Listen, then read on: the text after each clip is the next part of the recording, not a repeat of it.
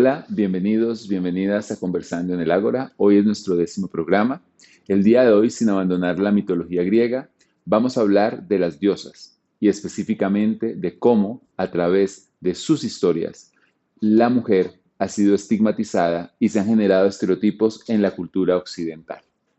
Para poder abordar el programa de hoy, nos vamos a basar en una obra de Robert Graves que se denomina o se llama Los mitos griegos. Allí, él describe cómo antes, en esa Europa, que después será invadida por aqueos, jonios y dorios, la visión del mundo era completamente matriarcal. Había una diosa fuerte desde el punto de vista de las deidades, porque a la mujer se le debía la vida, y el que fuera generadora de vida generaba, por supuesto, idolatría. Y quiero señalar esto porque con la llegada de los dorios, los jonios y los aqueos, los mitos comenzaron, obviamente, a dejar en un segundo plano a la mujer. Así como Robert Graves señala, metamorfosis, violaciones, mujeres que nacen de la cabeza de sus padres, mujeres que son objeto de guerras, mujeres que además son intercambio de las batallas, pues van a ser el pan de cada día en obras como la Ilíada y en gran parte de las tragedias y de los libros de mitología griega. Es por eso que hoy vamos a abordar algunas de esas diosas y también mujeres que son mortales. Y a partir de ellas vamos a ver algunos de los estigmas y estereotipos que, insisto, se han creado en la civilización occidental. Y recordemos la historia de Pandora. De nuevo, una mujer entregada como si fuera un objeto. Cuando Zeus castigó a Prometeo por haberle entregado el fuego a los hombres, decidió de cierta manera desquitarse de los 2 titanes a los cuales había perdonado y no había encerrado en el Tártaro a través de Epimeteo. Y a Epimeteo le entregó un regalo, un don, una mujer muy hermosa que se llamaba Pandora. Pero Pandora tenía trampa, porque debajo del brazo llevaba una pequeña caja. Dice la leyenda que a la misma Pandora se le advirtió que dicha caja no podía ser abierta. Y también dice la leyenda que Pandora no pudo aguantar la curiosidad y terminó destapando la urna. Y a partir de allí se liberaron todos los males de la humanidad. De nuevo, la mujer va a ser estigmatizada, va a ser la culpable de males como la desesperación, la desesperanza, el sufrimiento, porque finalmente es a Pandora la que se le achaca el haber liberado gran parte de los males del mundo. Pero la curiosidad per se no es mala, y probablemente el mito habría que reinventarlo, porque Pandora también fue quien buscó debajo de la caja y encontró la esperanza. Yo quiero señalar eso porque dentro de los paradigmas que nosotros podemos tener de la feminidad, obviamente establecer que la curiosidad no es un sinónimo de invención, de crecimiento, sino de chisme, de información trivial o sencillamente de no tener la capacidad de analizar las consecuencias de los actos. Es un estigma que se ha generado respecto de la mujer desde la misma antigüedad. Como si esto no fuera un tema más humano y que no tuviera relación alguna con el género. Si de mujeres disminuidas se trata, tendríamos que hablar de la misma Atenea. Sí, la misma diosa que en alguno de nuestros programas destacábamos por ser la diosa de la sabiduría y de la guerra y por ser una gran estratega. Pero también nosotros contamos en nuestra historia que inicialmente estaba destinada a ser hombre, porque la fatalidad le había dicho a su padre, Zeus, que uno de sus hijos le quitaría el poder. Recordemos que Zeus convirtió a su esposa Metis, su primera esposa, en mosca, se la tragó, y esta mosca le generó una migraña tan tremenda que uno de sus hijos, el dios Hermes, de un hachazo le abrió la cabeza y salió una diosa ataviada con lanza, ejida, escudo, preparada para la guerra. Esa historia que suena muy interesante desde el punto de vista simbólico, lo cierto es que representa un papel secundario de la mujer.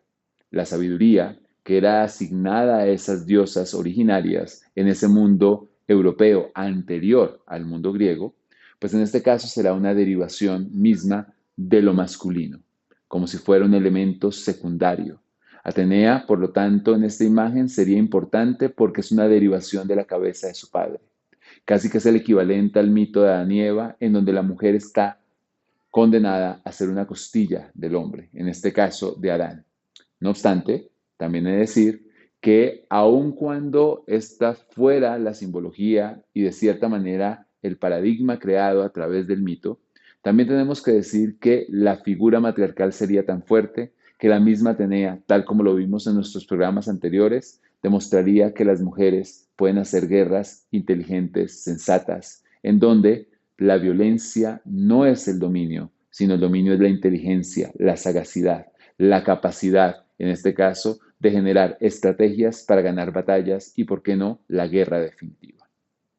Pero algo que desafortunadamente no ha cambiado de la antigüedad a nuestro mundo actual es que en muchas culturas, e incluso culturas occidentales, la mujer se sigue viendo como un objeto de intercambio, y sobre todo en los llamados conflictos bélicos.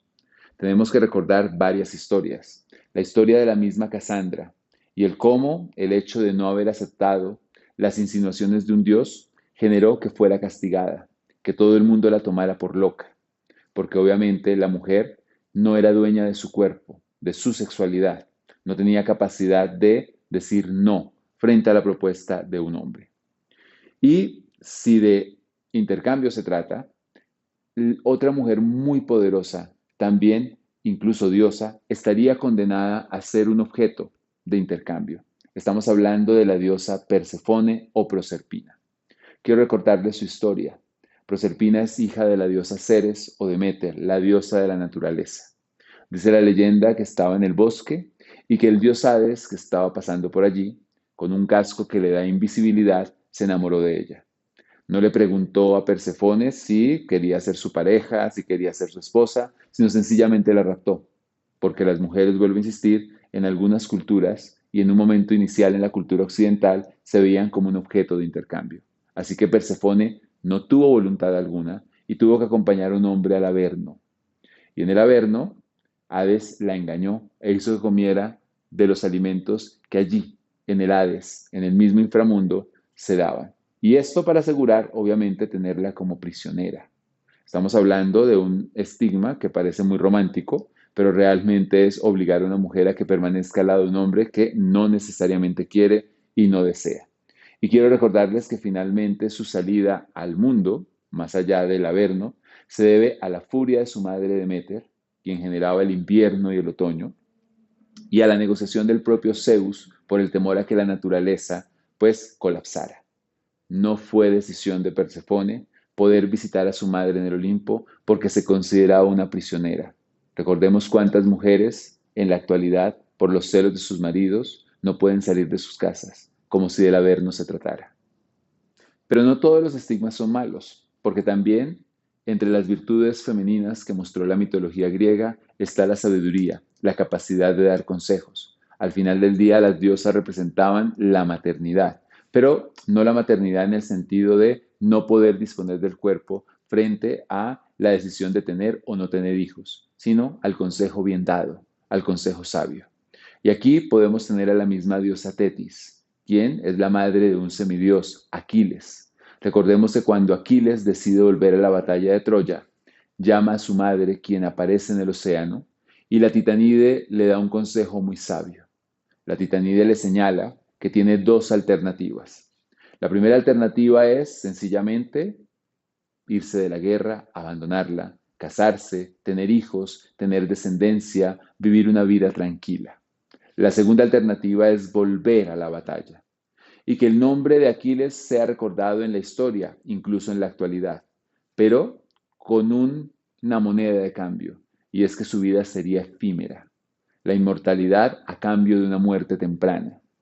Como es obvio, en el mundo patriarcal, en el mundo mecénico que representa la Ilíada, pues la individualidad, el coraje, la batalla, la hombría, la valentía iban a prevalecer sobre un consejo mucho más sabio, generar comunidad, generar familia, generar sociedad, porque sí, son las mujeres las que han tejido sociedad y los valores de esas civilizaciones que nosotros llamamos herederas del mundo occidental. Y finalmente quiero hablar de una mortal que a mí me parece sobrevalorada en la mitología griega. Estoy hablando de Penélope, la esposa de Odiseo. Sí, uno de los héroes que participó en la guerra de Troya. Cuando se lee la Ilíada y los diferentes libros de mitología griega, lo que allí se representa es una mujer sumisa que simplemente esperó a su esposo durante más de 10 años frente a su regreso. Lo que no nos cuentan las historias es que durante esos 10 años esta mujer sola, con un hijo, en brazos, tuvo que defender una isla de gente tramposa, de gente oportunista que quería, por supuesto, gobernar. Pero además gobernó la isla, no la dejó caer. Es decir, la mujer siendo gobernante, la mujer siendo capaz de generar puestos de poder. Y sin embargo, no reconocidas en la historia y opacadas incluso por un marido que no estaba presente durante los últimos 10 años. Fue esta misma mujer la que engañó a sus pretendientes, señalándoles que solo cuando terminara de tejer, ella se casaría con alguno de ellos y tejía en el día y deshacía lo tejido en la noche. Fue esta misma mujer la que sospechó que el crecimiento de su hijo Telémaco generaría un problema y su isla se quedaría sin descendencia. Y de manera muy inteligente convenció a un adolescente que la búsqueda de aventuras, el ir al encuentro de su padre era la mejor fórmula. Pues no era la mejor fórmula porque una madre se estaba separando de su hijo, pero de esa manera lo alejaba de los enemigos. Fue esta misma mujer, aunque la historia no lo diga, la que reconoció al mismo Odiseo, aunque los dioses lo disfrazaran de anciano. ¿O por qué decidió que la prueba final para quien se casara con ella sería tensar un arco que solo su marido sabía tensar? Por lo tanto, la estrategia de nuevo, la inteligencia, la capacidad de gobierno, es algo que siempre ha estado en el mundo femenino, pero que ha sido negado por estereotipos masculinos. Y con esta última historia finalizamos nuestro programa. Esto es Conversando en el Ágora. En la edición y en la producción Mateo Burgos, quien les habla Jorge Iván Rincón. Los invitamos a que nos den sus opiniones, a que se suscriban al canal, a que nos den like y a que participen para que conformemos comunidad. Muy buenas noches, muy buenos días, buenas tardes. Esto es Conversando en el Ágora.